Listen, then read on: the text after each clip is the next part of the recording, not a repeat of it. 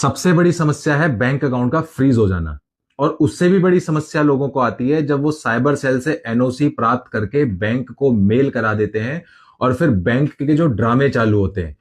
कई बार बैंक कह देता है कि हमारे जो ब्रांच है इसके नहीं, आप पटना की एक ब्रांच से मेल कराइए या आप मुंबई की एक ब्रांच से मेल कराइए या साइबर सेल से आप हमारी इस ब्रांच को भी मेल कराइए। जनरली लोगों को पहली बात तो यह है कि उनको बेचारों को यह भी नहीं पता होता कि उसका अकाउंट फ्रीज क्यों किया गया, क्योंकि उसकी जो ट्रांजेक्शन होती है वो उसकी जेन्युइन होती है। लेकिन फिर भी वो अगर किसी तरीके से साइबर सेल से किसी अधिवक्ता की मदद से या खुद भी जाके किसी तरह एनओसी प्राप्त कर ले और नोडल को मेल भिजवा दे, फिर बैंकों के ड्रामे चालू होते हैं। हमारे पास कम से कम 100-150 मैसेज ऐसे आते हैं रोज के, सर हमारे बैंक को साइबर सेल द्वारा एनओसी भेज दी गई है। अभी हमसे बैंक कह रहा है कि आप आईसीआईसी से भी मेल कराओ। सपोज किसी खाता धारक का अकाउंट एक्सिस बैंक में है, तो अब एक्सिस बैंक वाले कहते हैं कि हमें साइबर सेल तो मेल आ गई है, लेकिन जो विक्टिम था, जो कंप्लेनेंट था, उसने आईसीआईसी अपने आईसीआईसी बैंक से भी मेल कराया था इस अकाउंट को फ्रीज करने के लिए, तो आप आईसीआईसी बैंक से भी हमें इस अकाउंट को डीफ्रीज करने के लिए मेल कराइए। जिसको भी ऐसी दिक्कत आ रही है, भाई बैंक के सामने हाथ जोड़ के जाना बंद करो।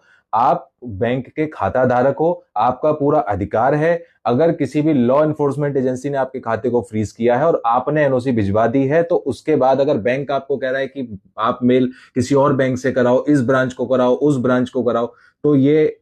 आपको सिर्फ परेशान करने के लिए किया जा रहा है। बैंक के खिलाफ आप सख्त कार्रवाई कीजिए, बैंक के खिलाफ केस फाइल कीजिए और मैनेजर से इस बात को आप उसके लेटर हेड पे लिखित में लीजिए मैनेजर से कि आप हमें ये बताओ कि साइबर सेल से मेल कराने के बाद भी मेरे खाते को आप खोल क्यों नहीं रहे हो। आप एक बार बैंक मैनेजर से उसके लेटर हेड पे लिखित में लिखवाकर उसके साइन करवाकर फिर आप कोर्ट की तरफ बैंक के खिलाफ केस फाइल कीजिए कि साइबर सेल द्वारा मेल कराने के बाद भी मेरे खाते को क्यों नहीं अनफ्रीज किया जा रहा है।